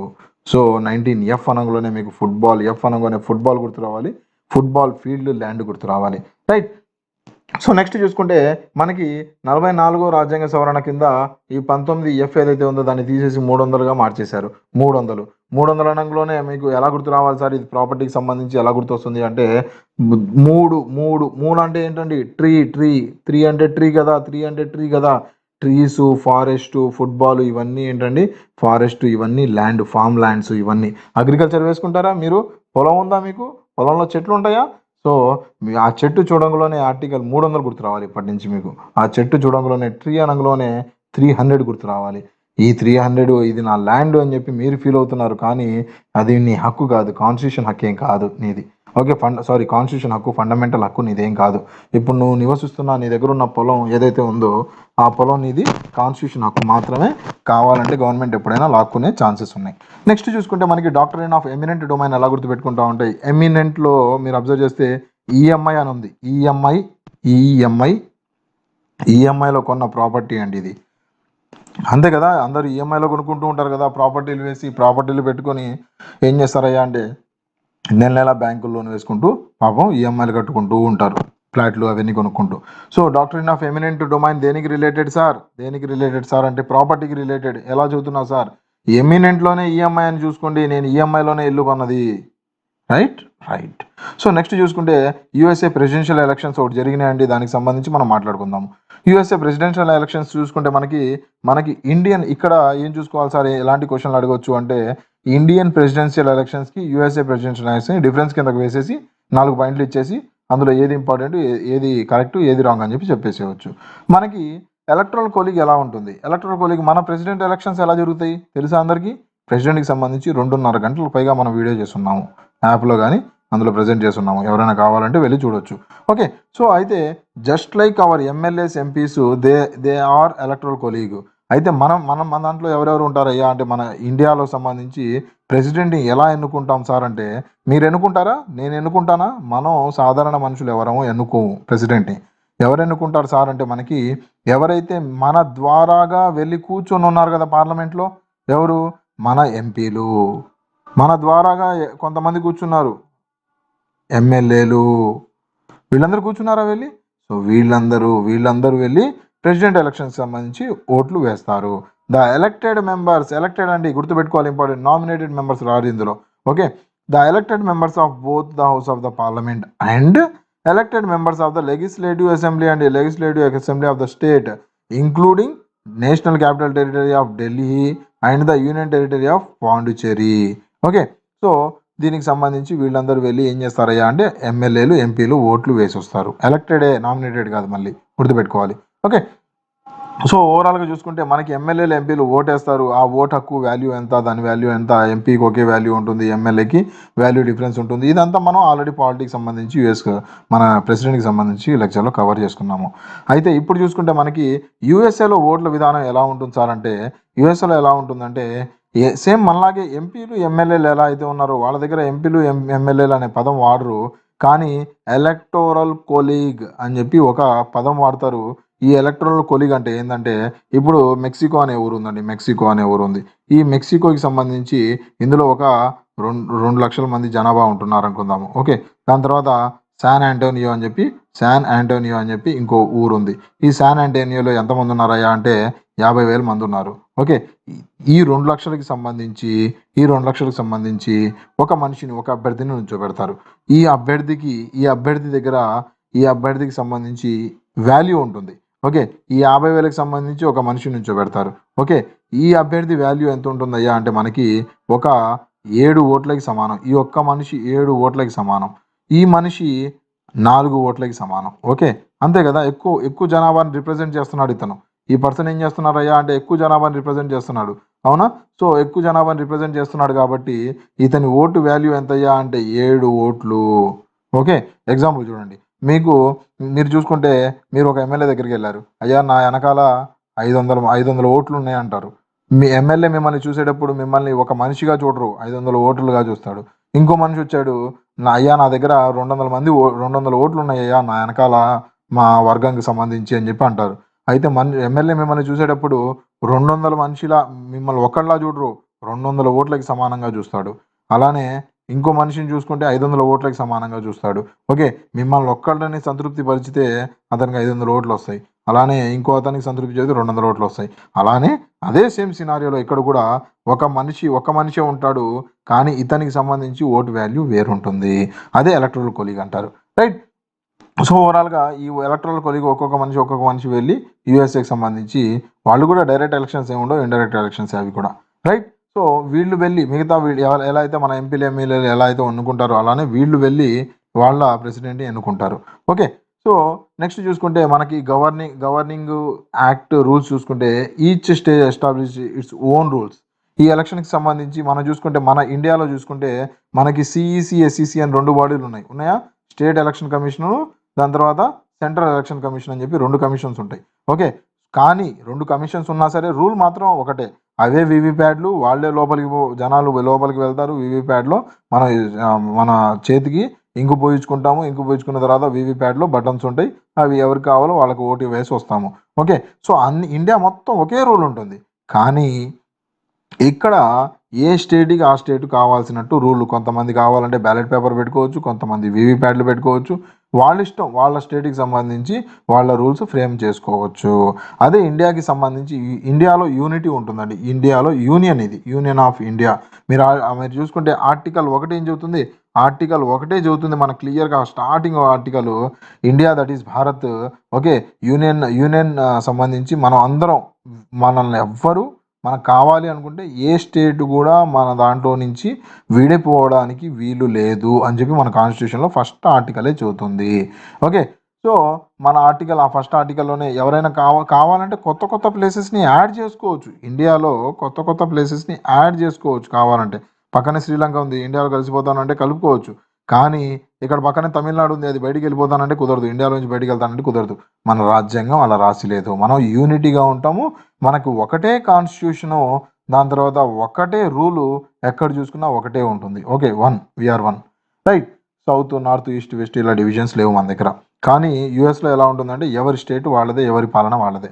నామినేషన్ ప్రాసెస్ ఎలా ఉంటుందయ్యా అంటే మనకి candidate secure party nominations through primary and causes. దాని తర్వాత మనకి అంత ఇంపార్టెంట్ ప్రాసెస్ కాదు. ఏంటంటే నామినేషన్ ఏంటంటే మన క్యాండిడేట్స్ ఎవరైతే ఉన్నారో ఆ క్యాండిడేట్స్ మనకి ఫర్ ఎగ్జాంపుల్ మన జాయ్ బిడెన్ గారు ఉన్నారు, లేదంటే డొనాల్డ్ ట్రంప్ గారు ఉన్నారు. సో వీళ్ళని నామినేట్ ఎవరు చేస్తారయ్యా అంటే పార్టీనే నామినేట్ చేసి పంపిస్తుంది. కానీ మన దగ్గర ఏంటంటే మన దగ్గర నామినేట్ అవ్వాలి అంటే 50 ఎలక్టోరల్స్ ప్రపోజ్ చేయాలా, దాని తర్వాత 50 ఎలక్టోరల్స్ యాజ్ సపోర్ట్ చేయాలి వాళ్ళని. ఓకే. ఒక పేపర్ తీసుకొని మీరు సింపుల్గా అర్థం అవ్వాలంటే మనకి ద్రౌపది ముర్ము గారు ఎలక్షన్కి సంబంధించి కంటెస్ట్ చేయడానికి క్యాండిడేట్గా డిసైడ్ అవ్వాలంటే, క్యాండిడేట్ అంటే నేను చెప్పేది ప్రెసిడెంట్ కాదు, ప్రెసిడెంట్ పోటీకి ఒక క్యాండిడేట్లా డిసైడ్ అవ్వాలి అంటే 50 మంది సైన్ చేసి మేము ఈవిడ్ని ద్రౌపది ముర్ము గారిని మేము ప్రపోజ్ చేస్తున్నామని 50 మంది సైన్ చేయాలా. దాని తర్వాత ఇంకో 50 మంది అవును మేము దీన్ని సమర్థిస్తున్నాం అని చెప్పి సైన్ చేయాలా. అప్పుడే ఆవిడ క్యాండిడేట్గా మనకి కంటెస్ట్ చేయగలదు. కానీ ఇందులో ఎలా ఉంటుందంటే మనకి వాళ్ళ దగ్గర జస్ట్ పార్టీ నామినేట్ చేసి పంపించేస్తుంది అంతే. మా పార్టీని సెనెట్ పార్టీ నుంచి వీళ్ళు, దాని తర్వాత ఇలా లేబర్ పార్టీ నుంచి వీళ్ళు అని చెప్పి ఇలా డిఫరెంట్ నామినేట్ చేసి పంపించవచ్చు. రైట్. సో మనకి సంబంధించి విన్నింగ్ పర్సెంటేజ్ అంతే. అక్కడ కూడా 50+1 రావాలి, ఇక్కడ కూడా 50+1 రావాలి. దాని తర్వాత ఫ్రీక్వెన్సీ ఎలా ఉంటుందంటే ఇంపార్టెంట్ పాయింట్ 4 సంవత్సరాలకు ఒకసారి ఎలక్షన్ జరుగుతుంది అక్కడ. మన దగ్గర 5 సంవత్సరాలకు ఎలా అయితే జరుగుతుందో అక్కడ 4 సంవత్సరాలకు ఒకసారి జరుగుతుంది. ఓకే. ఇంకో ఇంపార్టెంట్ పాయింట్ ఏంటంటే మనకి ప్రెసిడెంట్ ఎలక్షన్స్ అవ్వగానే ఎవరైతే ప్రెసిడెంట్ ఎలక్షన్స్గా క్యాండిడేట్ని చూజ్ చేశారో అక్కడే మనకి ప్రెసిడెంట్ ఎలక్షన్స్తో పాటు వైస్ ప్రెసిడెంట్ క్యాండిడేట్ కూడా అక్కడే డిక్లేర్ చేస్తారు. మన దగ్గర సపరేట్ 2 ఎలక్షన్లు జరుగుతాయి. ప్రెసిడెంట్కి, వైస్ ప్రెసిడెంట్కి 2 ఎలక్షన్స్ జరుగుతాయి. ఓకే. సో ఓవరాల్గా అందులో గుర్తుపెట్టుకునే కీవర్డ్స్ పాయింట్స్ అవేం లేవు. సో అందుకని అందులో మీ కీవర్డ్స్ ఏం అవసరం లేదు. రైట్. నెక్స్ట్ చూసుకుంటే ఆర్బీఐ రిపోర్ట్ ఒకటి వచ్చిందండి మన మున్సిపల్ కార్పొరేషన్స్ ఏదైతే ఉన్నాయో ఇండియాకి సంబంధించి దానికి సంబంధించి ఒక రిపోర్ట్ వచ్చింది.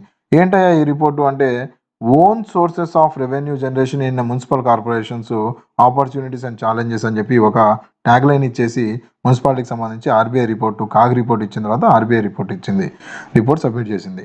ఓకే. ఏంటయ్యా కీ ఫైండింగ్స్ ఏంటయ్యా ఇందులో అంటే మున్సిపాలిటీ బాడీస్ ఎవరైతే ఉన్నారో మున్సిపాలిటీలో ఏమైపోయిందయ్యా అంటే మీరు రిపోర్ట్లో ఎలా చదవాలి అంటే మొత్తం వాల్యూస్ ఫిగర్స్ ఎంత, వాల్యూలు నెంబర్లు 2024లో ఎంత, 25లో ఎంత, ఇవి అడిగే ప్రశ్నలు చాలా తక్కువ. అయిన టైం వేస్ట్ ఇదంతా. ఓకే.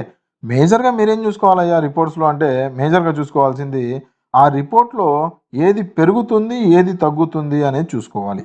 అంతవరకు చూసుకుంటే చాలు. ప్రతి రిపోర్ట్ని మీరు నెంబర్ చూసుకుంటూ వెళ్తే టైం వేస్ట్ అదంతా గుర్తుపెట్టుకోవడానికి ట్రై చేసుకుంటే. రైట్. సో ఏమంటున్నారయ్యా మున్సిపల్ కార్పొరేషన్స్ ఏమైనాయి అయ్యా అంటే మన మున్సిపల్ కార్పొరేషన్స్ ఏమైనాయి అంటే మనకి అప్పులు మున్సిపాలిటీలో అప్పులు పెరుగుతున్నాయంట.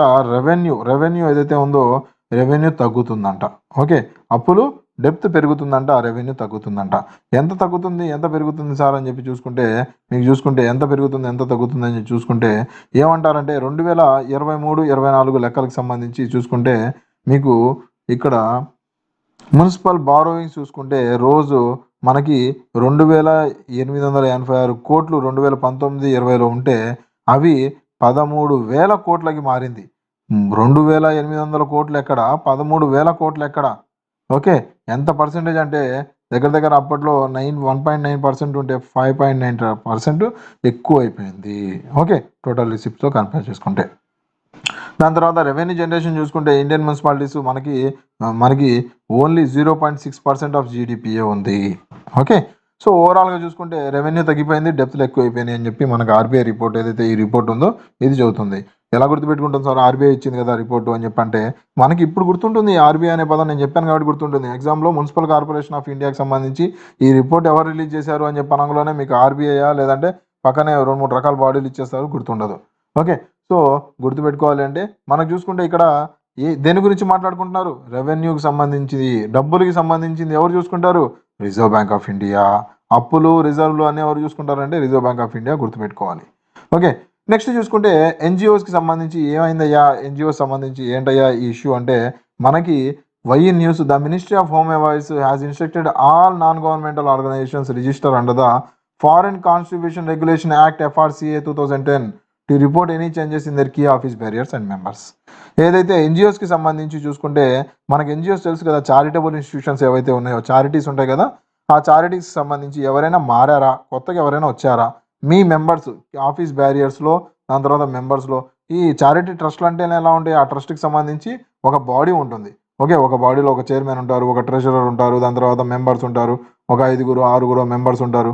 సో ఏదైతే ఈ చారిటీ ట్రస్ట్లో ఎవరైనా కొత్తగా వచ్చారా, ఎవరైనా పాతోళ్ళు పోయారా అనే లిస్ట్ ఎవరైనా ఉంటే పంపియండి, ఎవరైనా మారితే అని చెప్పి ఎవరన్నారయ్యా అంటే మినిస్ట్రీ ఆఫ్ హోమ్ అఫైర్స్ అంటుంది. ఓకే, ఎందుకు సార్ ఇదంతా అంటే మనకి foreign contribution regulation act FCRA అని ఒకటి ఉందండి, FCRA. ఓకే, ఈ చారిటీకి సంబంధించి మెయిన్ గొడవ ఎక్కడ వస్తుందయ్యా అంటే మనకు తెలుసు, చాలా వరకు మనం వింటూ ఉంటాము. చారిటీకి సంబంధించి చాలాసార్లు మనం వినే ఉంటాము. ఏమని అంటారంటే మనకి ఈ చారిటీలో బ్లాక్ మనీని వైట్ మనీ చేసుకోవడానికి చాలామంది వాడతారు దీన్ని అని చెప్పి అంటూ ఉంటారు. అవునా, ఏంటయ్యా ఇది అంటే మనకి ఇండియాలో నుంచి డబ్బులు బయట దేశాలకి పంపించి ఫారెన్ నుంచి మనకి, ఫర్ ఎగ్జాంపుల్ నేనున్నాను స్కై అకాడమీ అని చెప్పి నాకు ఒక ఇన్స్టిట్యూట్ ఉంది, ఇది ఒక చారిటీ అనుకుందాము. స్కై అకాడమీ అని చెప్పి ఒక చారిటీ అనుకుందాము. నేనేం చేస్తానయ్యా అంటే నేను బయట నుంచి ఫలానా పర్సన్ నేను బయట నుంచి బ్లాక్ మనీ సంపాదించి ఏం చేస్తానయ్యా అంటే నేను అమెరికాకి పంపించి అమెరికా నుంచి ఎవరైతే పర్సన్ ఉన్నారో నా పర్సన్ అతన్ని స్కై అకాడమీ అనే చారిటీకి డిపాజిట్ చేయరా అని చెప్పి అడుగుతాను. ఓకే, సో ఇక్కడ నుంచి నా బ్లాక్ మనీ అమెరికాకి వెళ్ళిపోయింది ప్రశాంతంగా. అక్కడి నుంచి మనకి వైట్ మనీ రూపంలో చారిటీకి ఒక డొనేషన్ రూపంలో వచ్చేసిందా? సో దానివల్ల ఏమైపోయిందయ్యా అంటే మనకి బ్లాక్ మనీ వైట్ మనీలా మారిందా? అవును, మారిపోయింది. సో ఆ బ్లాక్ మనీ వైట్ మనీలా మారుతుంది కదా, ఈ ప్రాసెస్ని అరికట్టడానికే మనకి ఈ ఎన్జిఓస్కి సంబంధించి మనకి కొత్తగా ఈ రూల్స్ అండ్ రెగ్యులేషన్స్ తీసుకొని వచ్చారు. ఓకే, సో ఒకసారి చూసుకుంటే ఏం చెబుతున్నారయ్యా వీళ్ళు అంటే మనకి ఎవరైతే ఆఫీస్ బేరర్స్ ఎవరైతే ఉన్నారో, మీ ఆఫీస్లో ఎవరైతే మెంబర్స్ ఉన్నారో వాళ్ళందరి డీటెయిల్స్ ఫారెన్ కాంట్రిబ్యూషన్ రెగ్యులేషన్ యాక్ట్లో తొందరగా FCRAలో పెంపొందించండి, అని ఎంటర్ చేయండి అని చెప్పి అంటున్నారు. రైట్, సో ఎన్జిఓస్ అనేవి చారిటబుల్ ఇన్స్టిట్యూషన్ అనేవి కాంక్రెంట్ లిస్ట్ అండి. మనకు 3 లిస్టులు ఉన్నాయా, స్టేట్ లిస్టు, సెంట్రల్ లిస్టు, దాని తర్వాత కాంక్రెంట్ లిస్ట్ అని ఉంది. స్టేట్ చూసుకుంటుంది, కాంక్రెంట్ లిస్టు సెంట్రల్ గవర్నమెంట్ చూసుకుంటుంది, కాంక్రెంట్ లిస్ట్లో ఇద్దరు చూసుకుంటారు. సో చారిటబుల్ ఇన్స్టిట్యూషన్స్ ఎక్కడ ఉన్నాయా అంటే మనకి కాంక్రెంట్ లిస్ట్లో ఉంది. C for charitable institutions, C for concurrent list, C for CCC. Okay, CC. Okay, and ఈ చారిటబుల్ ఇన్స్టిట్యూషన్స్ చూసుకుంటే మనకి దేంట్లో వచ్చేసాయా అంటే ఆర్టికల్ 19Cలో వచ్చేస్తాయి. 19C అనేది ఎలా గుర్తుపెట్టుకుంటాం సార్ అంటే COVID-19 అప్పుడు చారిటీ ఎక్కువ చేయాలి. C for charity, C for charitable institutions, C for covid. Right, so గుర్తుపెట్టుకోవడానికి చెప్పాను. నెక్స్ట్ చూసుకుంటే మనకి ఈ ఎఫ్సిఆర్ఏ గురించి ఒకసారి చూసుకుందాము. అందరు చదివే ఉంటారు, కాకపోతే కొద్దిగా స్టాటిక్ చూసుకోవాలి మనం. ఎఫ్సిఆర్ఏకి సంబంధించి ఇంపార్టెంట్ పాయింట్స్ చూసుకుంటే మనకు 2020లో ఒకసారి ఎఫ్సిఆర్ఏ అనేది అమెండ్మెంట్ జరగడం జరిగింది. ఏంటయ్యా ఎఫ్సిఆర్ఏ అంటే? ఆల్రెడీ ఇందాక చెప్పాను నేను. ఫారిన్ నుంచి ఏవైతే ఫండ్స్ వస్తున్నాయో దాన్ని కంట్రోల్ చేయడానికి, దాని గురించి ఏవైనా మంచిగా వచ్చేస్తే హ్యాపీ అండి. ఫారిన్ నుంచి ఫండ్స్ రావాల్సిందే, మనకి వస్తేనే మంచిది. ఎందుకంటే మన ఫారిన్ నుంచి డాలర్లు వచ్చినాయి అనుకోండి, డాలర్స్ రూపేనా లేదంటే వేరే వేరే కరెన్సీ రూపేనా వచ్చిందంటే రూపీ స్ట్రాంగ్ అవుతుంది. ఓకే, డాలర్స్ ఇన్ఫ్లో ఎక్కువ ఉంటే మనకి మన రూపీ అనేది, ఇండియన్ రూపీ అనేది వాల్యూ పెరుగుతూ వెళ్తుంది, ఇన్ఫ్లేషన్ తగ్గుతుంది. అట్ ద సేమ్ టైం మన రూపీ వాల్యూ పెరుగుతూ వెళ్ళింది అంటే మన దగ్గర కూడా అన్ని రేట్లు తగ్గుతూ ఉంటాయి. ఓకే, అదే డెవలప్మెంట్ అవుతున్నట్టు. సో ఈ ఫారెన్కి సంబంధించి ఫారెన్ కాంట్రిబ్యూషన్స్ కాకపోతే ఎలా పడితే అలా రాకూడదు కదా. బ్లాక్ మనీ పోయి, మనకి బ్లాక్ మనీ వెళ్ళిపోయింది అనుకోండి బయటికి, అది వైట్ మనీలో లోపల వచ్చేసింది అనుకోండి, ఈ ఏదైతే మనకి కాంట్రిబ్యూషన్స్కి సంబంధించి మనకి 0% ట్యాక్స్. అవునా? వీళ్ళు చారిటబుల్ ఇన్స్టిట్యూషన్స్ వాళ్ళు 0% ట్యాక్స్ ఏం కట్ అవసరం లేదు చారిటీకి ఏమైనా ఇస్తే. సో దీనివల్ల ఏమైపోతుందయ్యా అంటే మనకి ట్యాక్స్ మినహాయింపులు వస్తున్నాయి, గవర్నమెంట్కి ట్యాక్స్ పన్ను రావట్లేదు. ఓకే, పన్ను డబ్బులు రావట్లేదు. సో అది రాకపోతే మెల్లిమెల్లిగా ఇంకా ఏమవుతుంది అంటే మనం ఇంకా వీక్ అయిపోతూ ఉంటాం, అండర్ డెవలప్డ్లో వెళ్ళిపోతాం. అర్థమైంది కదా? ఇవన్నీ నేను ఎకనామీ లెక్చర్స్లో నేను మీకు ఆల్రెడీ క్లియర్గా ఎక్స్ప్లెయిన్ చేశాను. అయితే 2020లో ఏమైందయ్యా అంటే మనకి ఎఫ్సిఆర్ అయింది 2010లోనే స్టార్ట్ అయింది. 2020లో ఏం చేశారంటే T20 మ్యాచ్ ఆడాడు వీరు. ఏం సార్ అది T20 అంటే? ఏం లేదండి, అప్పటి వరకు ఏమైపోయిందయ్యా అంటే అడ్మినిస్ట్రేటివ్ ఎక్స్పెండిచర్కి 50% వరకు బయట నుంచి, ఫారెన్ నుంచి ఫండ్స్ తీసుకొని రావచ్చు, 50% వరకు తీసుకొని రావచ్చు, కానీ దాన్ని 20 కిందకి మార్చేశారు. ఓకే, ఇప్పటి నుంచి ఫండ్స్ ఫారెన్ నుంచి ఎవరైనా ఇవ్వాలి అనుకుంటే వాళ్ళ అడ్మినిస్ట్రేటివ్ ఎక్స్పెండిచర్లో 20% మాత్రమే ఇవ్వగలరు, 50% కాదు. ఓకే, ఎలా గుర్తుపెట్టుకుంటాం సార్ అంటే మనకి 20% అన్నీ గుర్తుంటాయి. సో 20% అనేది తగ్గించారనేది గుర్తుండొచ్చుకోవచ్చు. అండ్ ఇది ఫారిన్కి ఎలా రిలేట్ చేసుకుంటాం అంటే మనకి T20 అనగానే T20 మ్యాచ్ ఎవరితో ఆడతాం అయ్యా అంటే మనం ఫారినర్స్ ఆడతాం కదా. సో అలా గుర్తుపెట్టుకోవచ్చు, ఫారినర్ కీవర్డ్ రిలేట్ చేసుకుంటూ ఉండాలి మనం. ఓకే, నెక్స్ట్ చూసుకుంటే రిక్వైర్ ఆధార్ మ్యాండేటరీగా కావాలి etcetera as identification document for office bearers. ఎవరైతే ఆఫీస్లో పనిచేస్తూ ఉన్నారో, ఏదైతే మన దేంట్లో అయినా చారిటబుల్ ట్రస్ట్లో కానీ ఎక్కడైనా పనిచేస్తున్న వాళ్ళు ఐడెంటిఫికేషన్ డాక్యుమెంట్ పక్కా సబ్మిట్ చేయాలి. దాని తర్వాత డైరెక్టర్స్ అండ్ కీ ఫంక్షనరీస్ అందరూ ఆధార్ నెంబర్ పక్కా సబ్మిట్ చేయాలి. నెక్స్ట్ చూసుకుంటే మనకి వినయ్ కుమార్ కమిటీ అని ఒక కమిటీ 2017లో ఇంపార్టెంట్, ఇది 2017లో ఒకటి ఫామ్ చేశారు. ఇతను ఏమన్నారంటే, వినయ్ కుమార్ కమిటీ గారు ఏమన్నారంటే ఈ ఎన్జిఓస్కి సంబంధించి మరీ బాగా కఠినంగా రూల్స్ పెడుతున్నారు మీరు, కొద్దిగా తగ్గించేయండి అయ్యా, కొద్దిగా తగ్గించండి అని చెప్పి వినయ్ కుమార్ గారు చెప్పారు. ఏమన్నారు? బాబు మోడీ గారు, ఈ ఎన్జిఓస్కి సంబంధించి మరీ మీరు కఠినంగా వ్యవహరిస్తున్నారు, కొద్దిగా రిడ్యూస్ చేయండి అని చెప్పి అన్నారు వినయ్ కుమార్ కమిటీ గారు. ఎన్జిఓస్కి సంబంధించి ఒక కమిటీ ఇది. అయితే దీనికి సంబంధించి మనం ఎలా గుర్తుపెట్టుకుంటాం సార్ అంటే కొద్దిగా వినయంగా ఉండండి, కొద్దిగా మనోళ్ళే కదా, కొద్దిగా వినయంగా నడుచుకోండి అని చెప్పి వినయ్ గారు అంటున్నారు. వినయ్ గారు ఏమంటున్నారు? కొద్దిగా వినయంగా నడుచుకోండి, ఎన్జిఓస్ కదా అవి కూడా అని చెప్పి కొద్దిగా వినయంగా నడుచుకోండి అని చెప్పి అంటున్నారు. ఓకే, నెక్స్ట్ చూసుకుంటే మనకి డిజిటైజేషన్ ఆఫ్ ల్యాండ్ రికార్డ్స్ ఏదైతే ఉందో, digital India land records modernization programme DIL-RMP అనే ప్రోగ్రామ్ ఒకటి స్టార్ట్ చేశారండి. ఏంటయ్యా ఇది అంటే DIL-RMP ఏంటయ్యా అంటే మనకి ఏదైతే ల్యాండ్ రికార్డ్స్ ఉన్నాయి కదా, ల్యాండ్ రికార్డ్స్ అంటే మీ పట్టాదారు భూమి ఉందా, మీకు పొలం ఉందా, మీ పట్టాదారు భూమి ఉందా, అది ఆన్లైన్లో ఎక్కించుకొని ఉండాలి. ఓకే, ఎక్కించడానికే ఆ ల్యాండ్ రికార్డ్స్. ఒకప్పుడు ఏంటంటే పట్టాదారు పాస్బుక్ ఏదైతే పుస్తకం ఉందో దాని మీద అక్కడ కన్సర్న్ విఆర్ఓ కానీ ఎంఆర్ఓ కానీ ఏం చేస్తారయ్యా అంటే నీకు ఇదిగో 10 ఎకరాల భూమి ఉంది అని చెప్పి ఒక సైన్ చేసి నీకు ఆ పుస్తకం ఇచ్చేస్తారు. సో ఇది మాన్యువల్. ఓకే, ఒకప్పుడు మీరు క్యాష్లు, ఇన్కమ్లు, ఏ సర్టిఫికేట్లు తీసుకున్నా మాన్యువల్గా చేతి రాసి ఇచ్చేవాళ్ళు. ఇప్పుడు మొత్తం ఆన్లైన్ అయిపోయింది కదా. సో సిమిలర్లీ ఈ పట్టాదారు భూములు ఏవైతే రిజిస్ట్రేషన్ భూములు ఏవైతే ఉన్నాయో అవి ఆన్లైన్ చేయడానికే ఈ ఏదైతే ల్యాండ్ రికార్డ్స్కి సంబంధించి తీసుకొని వచ్చారు. ఓకే, మనకి 2016లో లాంచ్ చేశారు. ప్రస్తుతానికి చూసుకుంటే మనకి 80% దాకా కంప్లీట్ అయిపోయింది అని చెప్పి మన మినిస్ట్రీ ఆఫ్ హోమ్ అఫైర్స్ 80 కదండి 95% వరకు అయిపోయింది, 95% వరకు కంప్లీట్ అయిపోయింది అని చెప్పి ఒక స్టేట్మెంట్ ఇచ్చారు. సో ఆ స్టేట్మెంట్ ఇచ్చారు కాబట్టి దాని గురించి క్వశ్చన్ అడిగే ఆస్కారం ఉంది అని చెప్పి నేను మీకు ఇది తీసుకొని వచ్చాను. ఎలా గుర్తుపెట్టుకుంటాం sir? DIL-RMP scheme is related to, question ఎలా అడుగుతాడు? DIL RMP scheme is related to అని చెప్పి అడుగుతాడు. సో డిఐఎల్ అనే పదం చూడంలోనే, డిఐఎల్ అనే పదం చూడంలోనే దిల్ కదా, ఇది డిఐఎల్ అంటే దిల్ కదా. దిల్ అంటే ఏంటి? మనసు. దిల్ తెలుసా? దిల్ మూవీ చూసారా మీరందరూ? సో దిల్ అంటే ఏంటి? మనసు.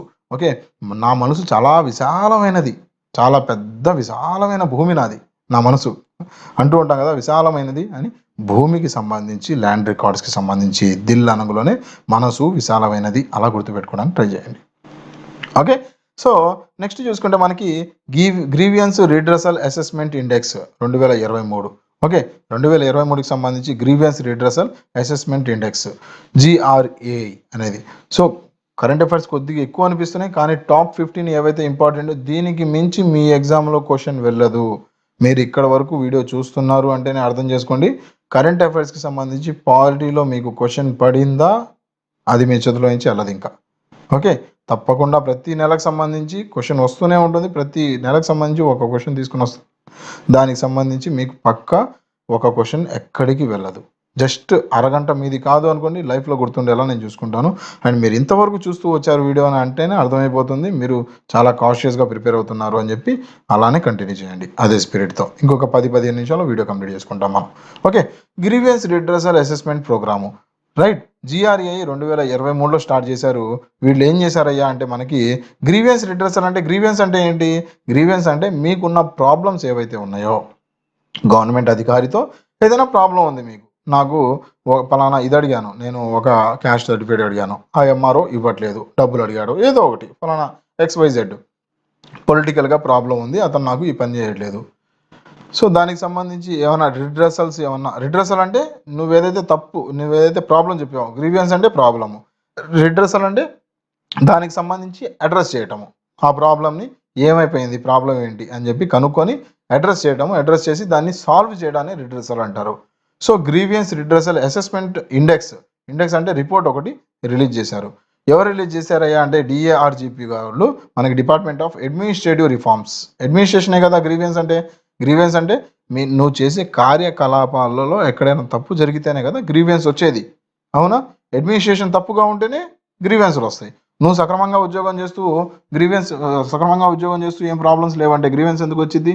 సో ఈ గ్రీవియన్స్ రిడ్రెసల్ అసెస్మెంట్ ఇండెక్స్ ఏదైతే ఉందో దానికి సంబంధించి చూసుకుంటే DRPG అనేది based on recommendation of parliamentary standing committee of ministry of personal and grievance pensions. So వీళ్ళు ఏం చేశారయ్యా అంటే ఒక రిపోర్ట్ వదిలారు. ఏంటయ్యా ఈ రిపోర్ట్ అంటే దేని మీద ఆధారపడిందయ్యా అంటే మనకి ఎఫిషియన్సీ, ఫీడ్బ్యాక్, దాని తర్వాత డొమైన్, ఆర్గనైజేషన్ కమిట్మెంట్. అదే కదా, ఇప్పుడు నువ్వు ఎంత బాగా పనిచేస్తున్నావు, ఎఫిషియన్సీ, దాని మీద 4 డైమెన్షన్స్ ఉన్నాయండి. ఈ రిపోర్ట్ తీసేటప్పుడు 4 డైమెన్షన్స్ వాళ్ళు అబ్జర్వ్ చేశారు. ఏమేమి అబ్జర్వ్ చేశారయ్యా అంటే నువ్వు ఎంత బాగా పనిచేస్తున్నావు అనే ఒక డైమెన్షను, దాని తర్వాత జనాల దగ్గర నుంచి ఫీడ్బ్యాక్ కలెక్ట్ చేసుకున్నారు. నువ్వు పనిచేసే డొమైన్ ఏంటి, నువ్వు పనిచేసే ఆర్గనైజేషన్ ఏంటి. డొమైన్ అంటే ఏంటి? డొమైన్ అంటే నువ్వు ఫర్ ఎగ్జాంపుల్ పంచాయతీరాజ్ డిపార్ట్మెంట్లో పనిచేస్తున్నావు, రెవెన్యూలో పనిచేస్తున్నావు, లేదా పోలీస్ డిపార్ట్మెంట్లో పనిచేస్తున్నావు, అది డొమైన్. ఆర్గనైజేషన్ అంటే నువ్వు మండల్ లెవెల్లో చేస్తున్నావా, విలేజ్ లెవెల్లో చేస్తున్నావా, ఏ లెవెల్లో ఏ కమిట్మెంట్లో చేస్తున్నావా అనే దాని మీద. అండ్ 11 అదర్ ఇండికేటర్స్ ఉన్నాయండి. అవన్నీ ఇంపార్టెంట్ వచ్చేసి ఈ 4 డైమెన్షన్స్లో మనకి క్యాలిక్యులేట్ చేశారు ఈ రిపోర్ట్ని. అయితే ఏమంటున్నారయ్యా అంటే మనకి డిపార్ట్మెంట్ ఆఫ్ అగ్రికల్చర్ బాగుంది, department of agriculture and farmers welfare ఏదైతే ఉందో top the ranking followed by department of posting group A. So ఏదైతే అగ్రికల్చర్ ఏదైతే డిపార్ట్మెంట్ ఉందో అది చాలా బాగా ఏమైనా ప్రాబ్లమ్స్ వస్తే, రైతుల ప్రాబ్లమ్స్ ఏమైనా వస్తే తక్షణమే రిజాల్వ్ చేస్తుందంట. ఓకే, గుర్తుపెట్టుకోవాలి. నెక్స్ట్ వచ్చేసి మనం చూసుకుంటే మనకి సివిల్ రిజిస్ట్రేషన్ సిస్టమ్ ఏదైతే ఉందో CRS-ORG అంటాము. సివిల్ రిజిస్ట్రేషన్ అంటే సివిల్ అంటే ఎవరు? నాగరికుడు అంటే నువ్వు నేను. రిజిస్ట్రేషన్ అంటే నీ గురించి నా గురించి ఏం రిజిస్టర్ చేస్తారయ్యా అంటే నా జనన మరణాల ఏవైతే లెక్కలు ఉన్నాయో ఆ లెక్కలు రిజిస్టర్ చేసే పోర్టల్ని CRS పోర్టల్ అంటారు. ఓకే, CRS-ORG పోర్టల్ అంటారు. కావాలంటే మీరు ఒకసారి ఆన్లైన్లో ఇప్పుడే వీడియో పాస్ చేసి CRS-ORG.com అని చెప్పి ఓపెన్ చేయండి. అందులో మీరు కొద్దిగా లోపలికి వెళ్ళి మీ ఆధార్ నెంబర్ అవి ఎంటర్ చేస్తే మీ బర్త్ సర్టిఫికేట్ అవన్నీ ఫ్రీగా డౌన్లోడ్ చేసుకోవచ్చు. దీనికి సంబంధించి మొబైల్ అప్లికేషన్ కూడా ఒకటి లాంచ్ చేశారు. దాని గురించి ఇది ఎవరు డెవలప్ చేస్తారయ్యా అంటే రిజిస్ట్రేషన్ కాబట్టి రిజిస్ట్రార్ జనరల్నే డెవలప్ చేస్తారు. ఓకే, అండ్ జనన మరణ లెక్కలు కదా, సో సెన్సస్ ఉంటుంది, సెన్సస్ కమిషనర్ కూడా ఇందులో ఇన్వాల్వ్ అయి ఉన్నారు. రైట్, రిజిస్టర్ జనరల్నే సెన్సస్ కమిషనర్ అని కూడా అంటాము. చూసుకుంటే ఈ registration of birth and deaths ఎప్పటి నుంచి అయ్యా, దేని గురించి, ఏ యాక్ట్కి దీనికి పవర్ ఇస్తుంది అంటే యాక్ట్ 1916 ఏదైతే యాక్ట్ ఉందో ఆ యాక్ట్ దీనికి పవర్ ఇస్తుంది. బాడీకి, రిజిస్టర్ జనరల్ బాడీకి పవర్ ఇస్తుంది. వాళ్ళు జనన మరణ లెక్కలన్నీ వాళ్ళు వాళ్ళ పోర్టల్లో నమోదు చేసుకోవచ్చు అని చెప్పి పవర్ ఇస్తుంది. Okay, so all the birth and deaths must be officially registered. ఎలా గుర్తుపెట్టుకుంటాం సార్ 1969 అంటే? ఎక్కడ మీరు మర్చిపోతారో, ఎక్కడ డేట్ వస్తుందో, ఎక్కడ వస్తుందో అక్కడ నేను క్లియర్గా మీకు చెప్తాను, గుర్తుపెట్టుకోవచ్చు. ఓకే, చూసుకుంటే చిన్నపిల్లల నుంచి పెద్దవాళ్ళ వరకు అవుతూ ఉంటాము. సో 6 జననం, లాస్ట్లో మళ్ళీ 6-9 అయిపోయిందంటే మరణం. ఓకే, 6 తిరగదిప్పి నీ లైఫ్ తిరగబడింది అంటే నువ్వు చచ్చిపోయినట్టే. రైట్, అవునా? 6 తిరగబడింది అంటే జననం మరణాలు లెక్కలు. అర్థమైందా? Simple keyword 6-9. ఓకే, 6 నువ్వు ప్రశాంతంగా ఉన్నావు అంటే 6, నీ లైఫ్ తిరగబడింది అంటే 9. ఇప్పటి నుంచి జనన మరణాలు అంటే 69 సింపుల్గా గుర్తు వచ్చేస్తుంది. లేదా అక్కడ మీకు నెంబర్లు ఇస్తాడు, 1869 అంటారు, 1869 అంటాడు. ఇక్కడ 19 అన్నా? ఓకే, 1869, 1969 ఇది. ఓకే, 1921 అంటాడు, 31 అంటాడు, 41 అంటాడు, లేదా 69 అంటాడు. సో 69 అనేది సింపుల్గా మీరు గుర్తుపెట్టేసి వచ్చేస్తారు. రైట్, సో నెక్స్ట్ చూసుకుంటే prior section mandatory for prosecute public servants. ఎవరైతే పబ్లిక్ సర్వెంట్, ఎవరైతే మన గవర్నమెంట్ సర్వీస్, మీరు గవర్నమెంట్ జాబ్ క్రాక్ చేసిన తర్వాత మీరు ఒక పబ్లిక్ సర్వెంట్గా మారుతారు, అవునా? మీరు పబ్లిక్ సర్వెంట్గా మారిన తర్వాత మిమ్మల్ని ప్రాసిక్యూట్ చేయాలంటే, ప్రాసిక్యూట్ అంటే మీ మీద ఎవరైనా కేసు పెట్టారు, జనాలు వచ్చేసి మీ మీద కేసు పెట్టారు, బాబు ఇలా ఈ పర్సన్ మనీ లాండరింగ్ చేస్తున్నాడు, ప్రివెన్షన్ ఆఫ్ మనీ లాండరింగ్ చేస్తున్నాడు అని చెప్పి ఎవరైనా కేసు పెడితే డైరెక్ట్గా పోలీసులు వచ్చి మిమ్మల్ని తీసుకొని వెళ్ళకూడదు. సుప్రీంకోర్టు ఏమందంటే, ఏదైతే పబ్లిక్ సర్వెంట్స్ ఎవరైతే ఉన్నారో ఆ పబ్లిక్ సర్వెంట్స్ని మీరు డైరెక్ట్గా ఏదైనా money laundering case, PMLA, prevention of money laundering, PMLA money laundering కింద ఏదైనా పబ్లిక్ సర్వెంట్ మీద కేసు వచ్చిందా, నువ్వు డైరెక్ట్గా అతన్ని ఆఫీస్లో నుంచి వెళ్ళి కాలర్ పట్టుకొని వెళ్ళి స్టేషన్లో పడేయకు. ముందు వాళ్ళ హయ్యర్ అథారిటీ ఎవరైతే ఉన్నారో, ఇప్పుడు ఫర్ ఎగ్జాంపుల్ రెవెన్యూ ఇన్స్పెక్టర్ ఉన్నాడండి, రెవెన్యూ ఇన్స్పెక్టర్ పైన తహసీల్దార్ ఉంటాడు, తహసీల్దార్ పైన ఆర్డీఓ ఉంటారు. ఓకే, సో వీళ్ళందరూ ఉంటారు.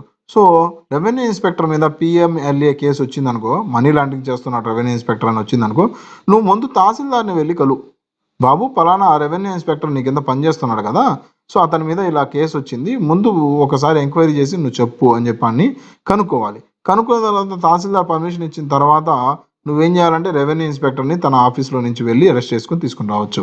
అలానే తహసీల్దార్ మీద కంప్లైంట్ వస్తే ఆర్డీఓని కలవాలి, ఆర్డీఓని ముందెళ్ళి కలవాలి. సో ఇలా డిఫరెంట్గా. సో ఓవరాల్గా ఏమంటారంటే, ఎవరైతే పై అఫీషియల్ ఉన్నారో వాళ్ళ దగ్గర నుంచి ముందు నువ్వు పర్మిషన్ తీసుకో అని అంటున్నారు.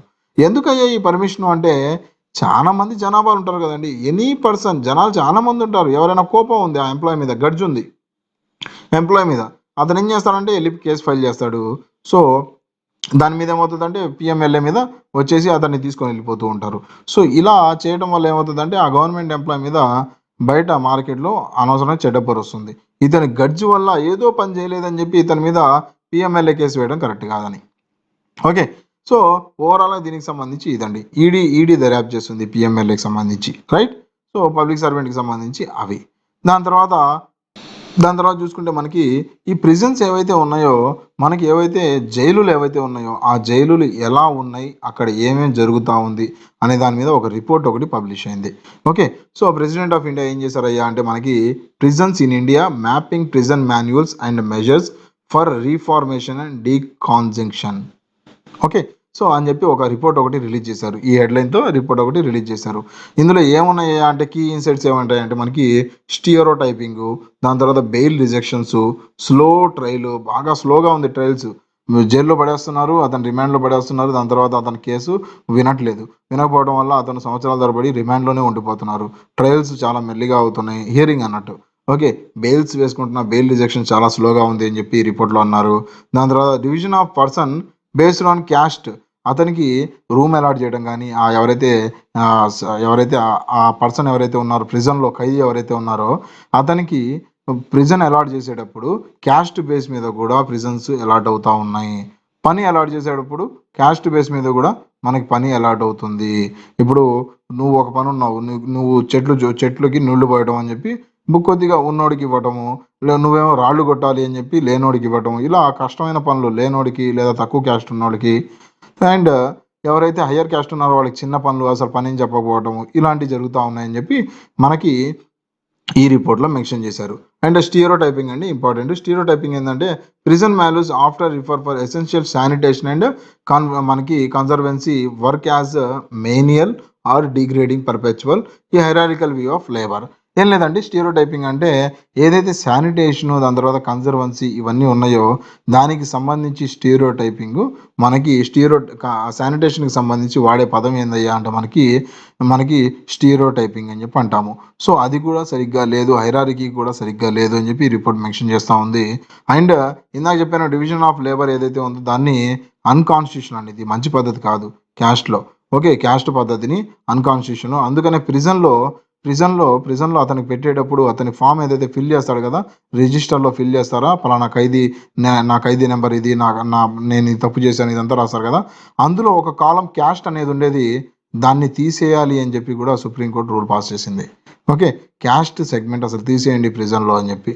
ఓకే, సో ఇండియాకి సంబంధించి చూసుకున్నాం అనుకుంటే మోడల్ ప్రిజన్ యాక్ట్ ఒకటి ఉంది, 2023లో స్టార్ట్ అయింది. ఎలక్ట్రానిక్ మానిటరింగ్ ఇవన్నీ జరుగుతూ ఉంటాయి అందులో. దాని తర్వాత ఫాస్టర్ అనేది ఒక వెబ్ పోర్టల్ ఒక డిజైన్ చేశారు.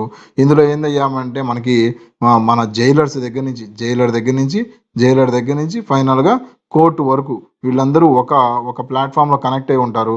ఎవరైనా ఖైదీని విడుదల చేయాలనుకోండి, మనకి కోర్టు నుంచి ఆదేశాలు జైలర్కి డైరెక్ట్గా ఫాస్టర్ అనే పోర్టల్లో నుంచి వచ్చేస్తాయి.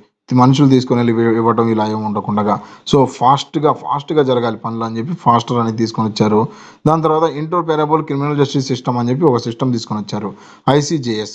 ఇదేంటయ్యా అంటే create automatic channel between the courts, police and prisons and reduce unjustified delay in custody cases. Same ఇలాంటిది ఫాస్టర్ లాంటిదే మనకి ఇంటర్పెరబుల్ క్రిమినల్ జస్టిస్ సిస్టమ్ అనేది ఒకటి తీసుకొని వచ్చారు. ఫైనల్గా లాస్ట్ న్యూస్ చూసుకుంటే చీఫ్ జస్టిస్ ఆఫ్ ఇండియా కొత్త సిజేఐని అపాయింట్ చేశారు. మనకి chief justice of India appointment process మీ అందరికీ తెలిసిందే. మనకి ఎలా చేస్తామంటే సీనియర్ మోస్ట్ జడ్జి ఎవరైతే ఉన్నారో సీనియర్ మోస్ట్ జడ్జిని సుప్రీం కోర్ట్ ఆ లిస్టులో మనకి ఏం చేస్తారయ్యా అంటే డిపార్ట్మెంట్ ఆఫ్ పబ్లిక్ అఫైర్స్కి అందజేస్తే వాళ్ళు సీనియర్ మోస్ట్ జడ్జిని మనకి సుప్రీంకోర్టు జస్టిస్గా లేదా చీఫ్ జస్టిస్ ఆఫ్ ఇండియా CJIగా మనకి అపాయింట్ చేస్తారు. చీఫ్ జస్టిస్ ఆఫ్ ఇండియాకి సంబంధించి ఆల్రెడీ నేను వీడియో చేస్తున్నాను, ఎవరైనా కావాలంటే వెళ్ళి చూడండి. అండ్ ఎవరిని అపాయింట్ చేశారయ్యా అంటే 51వ చీఫ్ జస్టిస్ హాఫ్ సెంచరీ పైన ఒకటి జరిగింది, రైట్. సో ఒకళ్ళని అపాయింట్ చేశారు. ఏంటయ్యా ఆయనకి సంబంధించి చూసుకుంటే మనకి జస్టిస్ సంజీవని లా వచ్చారు. ఈయన ఇప్పటి నుంచి మనకి జస్టిస్ అంటే ఏంటి, మీకు ఏదైనా ప్రాబ్లం వచ్చింది, మిమ్మల్ని ఎవరైనా చంపేశారు, న్యాయాన్ని బ్రతికించాలి అంటారు కదా, బ్రతికించాలి, న్యాయం చచ్చిపోయిందని బ్రతికించాలి అంటే ఏంటి, సంజీవని చెట్టు మీకు తెలుసు కదా, రామాయణంలో వినే ఉంటారు. సంజీవని చెట్టు తీసుకొని వస్తే ఆ సంజీవని చెట్లో నుంచి వచ్చే రసాన్ని తాగారనుకోండి మీరు బ్రతుకుతారు అని చెప్పి అదొకటి ఉంది. ఓకే, అయితే సో ఓవరాల్గా చూసుకుంటే సంజీవ్ ఖన్నా గారు chief justice of India, honourable chief justice of India వచ్చారు, ఎన్నికయ్యారు. సో ఆయన ఇప్పటి నుంచి న్యాయాన్ని కాపాడతారు అని చెప్పి మనం అందరం ఆశిద్దాము. ఇప్పటివరకు న్యాయం బ్రతికే ఉంది, ఇప్పటి నుంచి కూడా బ్రతికే ఉంటుంది, రైట్. మనం గుర్తుపెట్టుకోవడానికి మాత్రమే ఎవరిని ఉద్దేశించి కావు. సో ఓవరాల్గా నేను చెప్పాను కదా ఇందాక, సీనియర్ మోస్ట్ సుప్రీంకోర్టు జడ్జి ఎవరైతే ఉన్నారో ఆయన సీనియర్ మోస్ట్ సుప్రీంకోర్టు జడ్జిని మనకి చీఫ్ జస్టిస్ ఆఫ్ ఇండియా కింద మనకి అదొక కన్వెన్షన్లా, ఒక పద్ధతిలా ఫాలో అవుతున్నాం. ఏం రూల్ ఏం కాదు సీనియర్ మోస్ట్ని పెట్టాలని, కాకపోతే అదొక పద్ధతిలాగా కన్వెన్షన్ లాగా సాంప్రదాయంలా ఫాలో అవుతున్నాము. ఎప్పుడు బ్రీచ్ చేశారంటే ఒకప్పుడు మనకి 1964లో, 73లో, 77లో ఇలా ఫాలో అవ్వలేదు. ఈ 3 సంవత్సరాల్లో ఫాలో అవ్వలేదు. మిగతా మొత్తం ఇప్పటివరకు మనకి ఏదైతే సుప్రీంకోర్టు ఎస్టాబ్లిష్ అయిందో అప్పటి నుంచి ఇప్పటి వరకు ఈ 3 సార్లు తప్పించి మిగతా సార్లు అన్నింటిలో మనకి ఎవరైతే సీనియర్ మోస్ట్ జడ్జి ఉన్నారో వాళ్ళనే మనకి సుప్రీంకోర్టు జడ్జిగా అపాయింట్ చేశారు, రైట్. సో దాని తర్వాత union minister of law, justice, company affairs ఏం చేస్తారయ్యా అంటే రికమెండేషన్ తీసుకుంటారు. ఆ రికమెండేషన్ ఏం చేస్తారంటే ప్రైమ్ మినిస్టర్ పంపిస్తారు, ప్రైమ్ మినిస్టర్ ప్రెసిడెంట్కి చెప్పి అపాయింట్ చేస్తారు. సో ఓవరాల్గా CJI అపాయింట్ అవ్వాలంటే ఇంతమంది ఉన్నారు. యూనియన్ మినిస్టర్ ఒకళ్ళు ఇన్వాల్వ్ అవుతారు, దాని తర్వాత యూనియన్ మినిస్టర్ ఒకళ్ళు ఇన్వాల్వ్ అవుతారు, దాని తర్వాత ప్రైమ్ మినిస్టర్ ఇన్వాల్వ్ అవుతారు, ప్రెసిడెంట్ ఇన్వాల్వ్ అవుతారు. ఓకే, సో ఓవరాల్గా that's it for today friends. మనకి దీనికి సంబంధించి పీపీటీ ఆల్రెడీ నేను టెలిగ్రామ్ ఛానల్లో షేర్ చేశాను. ఎవరైనా కావాలి అనుకుంటే అందులో మీరు జాయిన్ అవ్వు తీసుకోవచ్చు. అండ్ మన కోర్సులన్నీ ఇలానే డెప్త్గా మీకు ఎంత కావాలో అంతవరకే విత్ కోడింగ్ నేను నేర్పించే ప్రయత్నంలో ఉంటాను. ఎవరైనా కావాలనుకుంటే మన యాప్ లింక్ డిస్క్రిప్షన్లో ఇచ్చాను. అండ్ నా మొబైల్ నెంబర్ కూడా మీకు ప్రొవైడ్ చేస్తున్నాను, 9491370061. ఎవరైనా కావాలంటే డౌట్స్ ఏమైనా ఉంటే మీ ప్రిపరేషన్లో కానీ ఎలా చదవాలి ఏంటి అనే ప్రిపరేషన్లో కానీ దేంట్లో మీకు డౌట్స్ ఉన్నా you can contact me anytime in WhatsApp. That's it for today, friends. Thank you for joining. Have a nice day. Bye bye.